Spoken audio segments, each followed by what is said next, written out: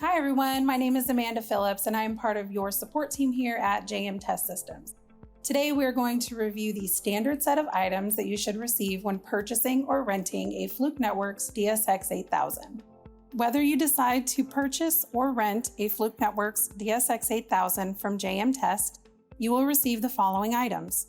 1 Versiv mainframe with rechargeable battery installed, 1 Versiv remote with rechargeable battery installed, and 2 DSX-8000 cable analyzer modules. 1 large carrying case with 4 zippered pockets on the outside and 1 compartment on the inside.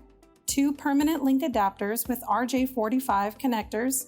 2 channel adapters with RJ45 connectors. 1 getting started guide. 2 Alien crosstalk terminators. 2 30-watt power supplies. 2 headsets, 2 universal RJ11, RJ45 couplers, 2 quick release instrument straps, 1 USB interface cable standard A to micro B, and 2 instrument hand straps.